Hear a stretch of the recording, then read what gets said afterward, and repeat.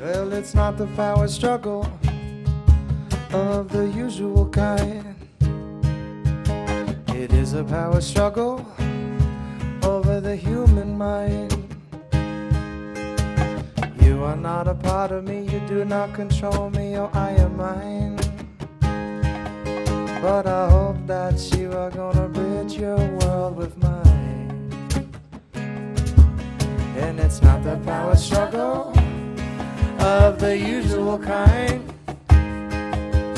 It is a power struggle over the human mind.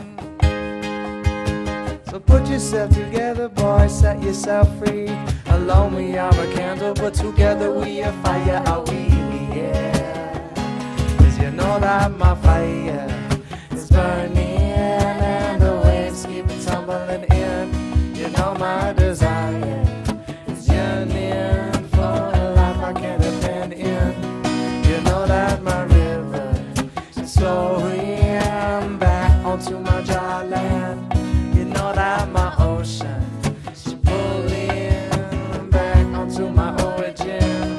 Take it to the fire, oh. Take it to the fire, oh. Take it to the fire, oh. Let it burn, 'cause you know that my fire.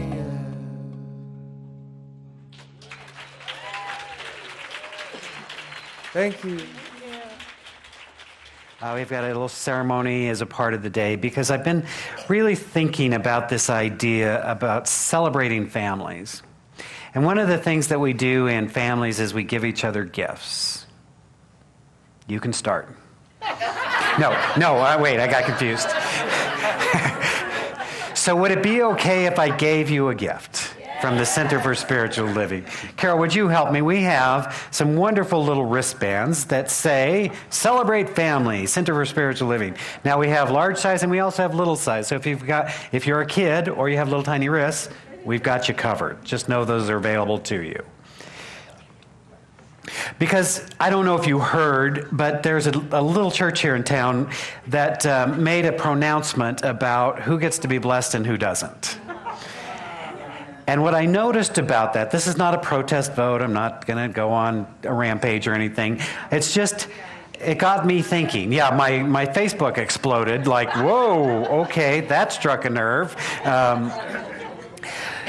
But it got me thinking, because one of the great things that I love about this spiritual philosophy is Ernest Holmes, the founder and author of The Science of Mind, makes this wonderful proclamation, and he says, if you will give me 1,000 people who are for something and against nothing, we can change the world.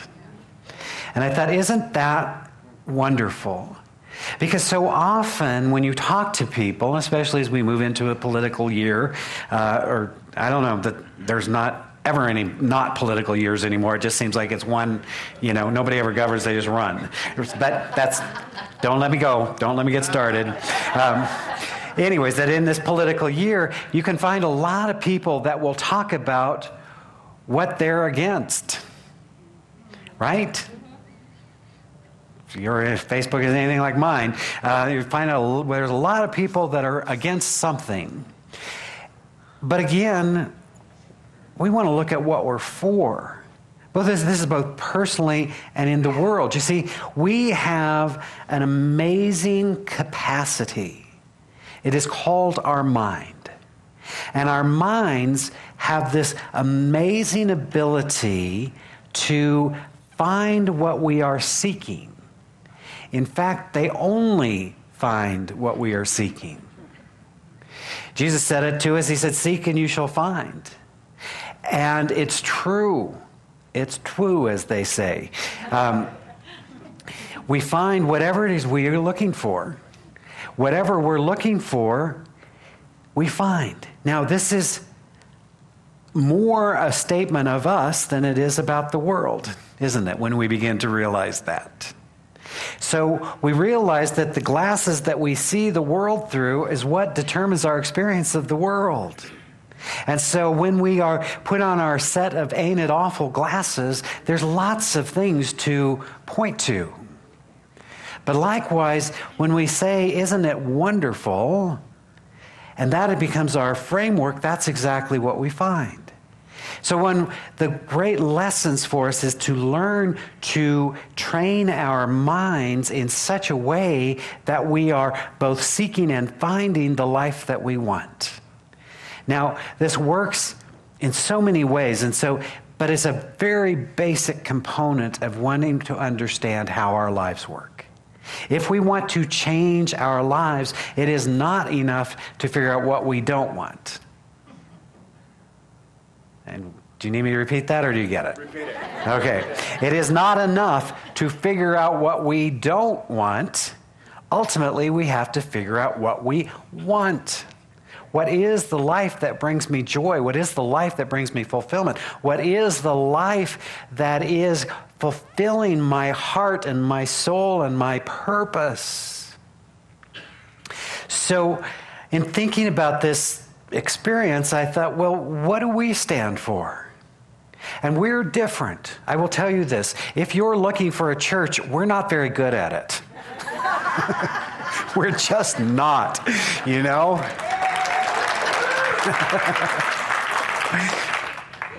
If you're looking for a place that's going to tell you what to do and how to be and how to behave, we just don't do that.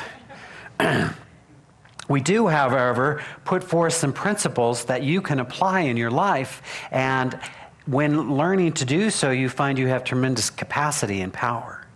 So I just kind of marveled that any organization, say I grew up, I grew up a Southern Baptist, and even though I didn't know I was gay as a kid, I knew I was different. And I figured it out somehow that I didn't fit.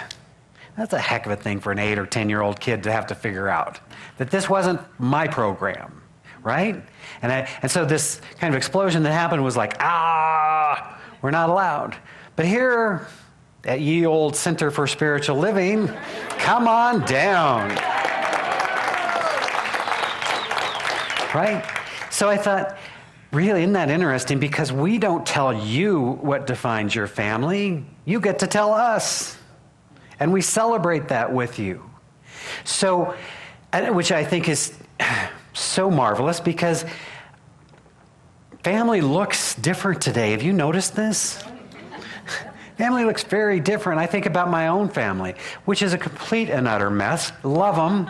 But they're just like every other family, right? No, we're really quite lovely. But I think this is recorded. Going to be some tense conversation around the Thanksgiving table this year, right? No, we are, but at least we admit it, right? We know we're a mess, and we enjoy that about each other. So, right? Because there's no perfect families. And even what represents family is so interesting. I'm one of 5 kids, and now, as of this Friday, every one of us is divorced, at least once. My oldest brother still holds the record because he was divorced 5 times. So he's kind of the overachiever of the group. And exactly, they always do that, right? But it's interesting. So there's all these combinations, and when you try and figure out our family tree, it's like, get a notepad and a piece of paper, because this was the first one and that was the second one. They had 4 kids and they did, right? And you're just like, what? So we're just like, are you at the dinner table? Good. Your family. Come on down. I was thinking about my sister-in-law, who's my ex-sister-in-law, although I talk to her and I don't talk to my brother, so what does that make her, right? I don't know how to define it. So I thought, what a silly thing. Why don't you just tell us who your family is? Let us bless that. Because family is messy. Have you noticed? It's kind of messy. People are growing up all over each other. It's just incredible. So I wanted to have a ceremony today. So we're going to do that. I'm going to talk for a little bit. Then we're going to have some music. Then we're going to, as our special musicians sing again, if you've got young people that are in the junior youth ministry, thank you. I knew there was a proper word, and I would come to it eventually. If I tried all the other words, I'd get there. In our youth ministry, we'll invite you to go grab them and bring them back, because we want everybody to be part of this. It's a beautiful and wonderful thing. But I was thinking about this idea of family and how it is changing, it has evolved, but it's always changed and it's always evolved. What constitutes family? And so, in some ways, it's simply that choice of who do we have with us. Now, there's always our biological family, and there's also this families of choice, and family keeps evolving and growing and becoming something different. But I was struck by a story, and I want to share with you this story. I don't typically read stories, but she writes this so eloquently that I want to read this to you. The woman's name is Carrie Egan, and she shares her experience of becoming a chaplain. So listen with me, if you will. She says, as a divinity school student, I had just started working as a student chaplain at a cancer hospital when my professor asked me about my work. I was 26 years old and still learning what a chaplain did. I talk to patients, she said. You talk to patients and tell me, what do people who are sick and dying talk to the student chaplain about, he asked. I'd never considered the question before. Well, I responded slowly, mostly we talk about their families. Do you talk about God? Not usually. Or their religion? Not so much. The meaning of their lives? Sometimes. And prayer? Do you lead them in prayer or ritual? Well, I hesitated sometimes, but not usually. Not really. I felt derision creeping into the professor's voice. So you just visit people and talk to them about their families. Well, they talk. I mostly listen. He leaned back in his chair. A week later, in the middle of a lecture in this professor's PAC class, he started to tell a story about a student he had once met who was a chaplain intern at a hospital. The story. And I asked her, what exactly do you do as a chaplain? And she replied, well, I talk to people about their families. He paused for effect. And that was this student's understanding of faith. That was as deep as this person's spiritual life went, talking about other people's families. The students laughed at the shallowness of this silly student. The professor was now on a roll. And I thought to myself, he continued, that if I was ever sick in the hospital, if I was ever dying, that was the last person I would ever want to see in some Harvard Divinity School student chaplain walking in to tell me and talk to me about my family. My body went numb with shame. At the time, I thought maybe if I were a better chaplain, I would know how to talk to people about big spiritual questions. Maybe if dying people met with a good, experienced chaplain, they would talk about God, I thought. Today, 13 years later, I am a hospice chaplain. I visit people who are dying in their homes, in hospitals, in nursing homes. And if you were to ask me the same question, what do people who are sick and dying talk about with the chaplain? I, without hesitation or uncertainty, would give you the same answer. Mostly, they talk about their families, about their mothers and fathers, their sons and daughters. They talk about the love they felt and the love they gave. Often they talk about love they did not receive, or the love that they did not know how to offer, the love they withheld, or maybe never felt for the ones they should have loved unconditionally. They talk about how they learned what love is and what it is not. And sometimes, when they are actively dying, fluid gurgling in their throats, they reach their hands out to things I cannot see, and they call out to their parents, Mama, Papa, Mother. What I did not understand when I was a student then, And what I would explain to that professor now is that people talk to the chaplain about their families because that is how we talk about God. That is how we talk about the meaning of our lives. That is how we talk about the big spiritual questions of human existence. Family is where we first experience love and we first give it. It's probably the first place we've been hurt by someone we love. And hopefully, the place we learn that love can overcome even the most painful rejection. This crucible of love is where we start to ask those big spiritual questions, and ultimately where they end. We don't learn the meaning of our lives by discussing it. It's not to be found in books or lecture halls or even churches or synagogues or mosques.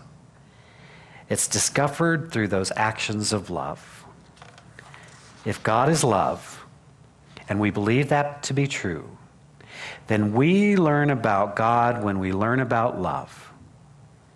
The first and usually the last classroom of love is the family. She goes on to speak about love being imperfect. If you've ever loved anyone, you know love is imperfect. It's a mess. But she says the spiritual work of being human is learning how to love and how to forgive. We don't have to use words of theology to talk about God. People who are close to death almost never do. We should learn from those who are dying that the best way to teach our children about God is by loving each other wholly and forgiving each other fully. Just as each of us longs to be loved and forgiven by our mothers and fathers, sons and daughters. I have a family, as each one of us does. And I know there have been times when I have thought that if they had only been different, I would be better. Smarter, wiser, richer, whatever. Taller, surely. Right? There are times when we look and we say, if they had been different, I could be better. Those may still be saying that. But I want to suggest to you, my friends, that the pathway to healing always begins with being responsible. Taking responsibility for our own life, for our own experience of life. You see, I've had great teachers, and I've had great teachers that taught me how to be, and I've had great teachers that have taught me how not to be. But ultimately, I was a choice. I've shared many times the story of being with a group of people, and we started talking about smoking, and it was interesting. I had two people on each side of me. One was saying, you know, I rode around in my mom's car all the time, and she smoked, and of course, I never smoked. I had another one sitting on the other side of me that said, you know, I rode around with my mom smoking in the car, and she smoked, and how it was inevitable that I would smoke. You see, each of them took unique experiences and made completely different decisions. When we begin to understand that whatever happened in our lives in some way, now in a childlike way, so please, this is not about guilt, it's just about realizing we made the decision about who we are. We made the decision about our lovability. We made the decision about our worth. We made the decision. Now, it was the best decision we could make as a 3-year-old or a 5-year-old or a 10-year-old. But sometimes when you're 28 or 38 or 48 or in my case 58, and you're still living with that 3-year-old decision, it may be time for review. I'm just saying, it may no longer be serving us. So can we use all of the experiences of life to be for a greater good? I keep hearing that passage because I was a Southern Baptist. I studied my Bible. And there is a passage in the Bible that says, the sins of the father are passed to the son. Now let me translate that to you to be gender inclusive and relevant for today's terms. Which is to say, the mistakes or the errors of a generation are passed to the next. Unless and until someone wakes up. And so the opportunity is always to be the one that wakes up and stops passing that on and passes on a new reality. That passes on the new possibility. You see, each of us gets the opportunity to do our own spiritual healing. And that comes through all manner of things, but ultimately it comes through forgiveness. To beginning to understand that we are all doing the best we can with what we have to work with. I put out a call just this last week to say, let us join in prayer. And let that prayer include everyone, including the unenlightened, the cruel, the heartless. Right? This is the message of the master teacher. Love everyone without exception. There are no little pockets. Now, this doesn't mean you have to like everyone. It doesn't have to be in relationship with everyone. It doesn't mean that the way they behaved is okay. But there is a higher order of being that if we can move into it, then we are transformed and our lives can move forward. And we can be the blessing. And we can be the light of the world. It's a beautiful thing. And it begins when? Now. Or later. It gets to be your choice. But I look at if I made a decision at 8 and it hasn't worked for the last 50 years, do I really want to take it forward for 50 more? I'm thinking not. So why not now? Why not now? Why not let this be the moment for healing to occur? Why not let this be the moment for revelation to happen? Why not this be the moment to release that which no longer serves me and to accept the God-ordained life that each of us has at our disposal? So, my friends, John O'Donohue says this. He says, there is a quiet light that shines in every heart. It draws no attention to itself, though it is always secretly there. It is what illuminates our mind to see beauty, our desire to seek possibility, and our hearts to love life. It would be infinitely lonely to live in a world without blessing. The word blessing evokes a sense of warmth and protection. It suggests that no life is alone or unreachable. Each life is clothed in raiment of spirit that secretly links us to everything else. So often we think of blessing in the context that it's something that God gives to us. But for me, I like to think of blessing is our use of the infinite energy. You see, all that we are and all that exists is energy. It is one life. Quantum physicists tell us this. The Upanishads tell us this. Tradition tells us that there is a greater reality that is not bound by form. And when we begin to understand that, then we realize that blessing then is simply the focused use of energy. You see, it is not that God is giving us something. I like the analogy that when light is shining, it's all everywhere. It's always available to us. And yet you can go outside, and if you spend enough time outside, you'll get a little sunburn, you'll get a little rosy cheeks. But if you take that same light and you put it through a magnifying glass and you focus that energy, you can stick your hand under that intense light and burn yourself short. It just takes hardly any time at all. It's all light. It's just focused. So a blessing, when we really understand it, is simply our use of spiritual energy for a good and loving purpose in a directed way. In a little bit, we're going to have a family blessing ceremony. I'm going to guide you through that. But now what I'd like to do is just, as I said, have a prayer. We'll take an offering. We'll have our wonderful musicians come back and sing for us again.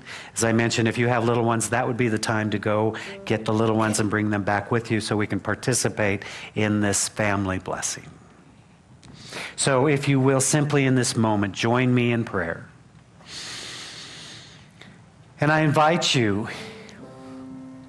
in this moment to open your heart to the presence of divine love, to the presence of the self-givingness of spirit,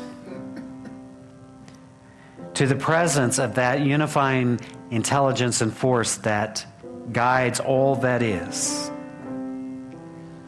Let us open our minds to divine wisdom. And let us open ourselves to have this be a moment of revelation, a moment of release, a moment of celebration, a moment of allowing our greater good to come forth. When we move into right understanding and right relationship with the divine, we see from a higher purview.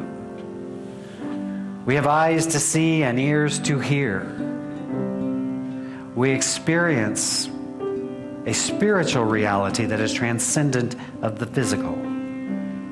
Let us move into that place as we hold this high and sacred space, where healing occurs, where love is made known, where transformation takes place.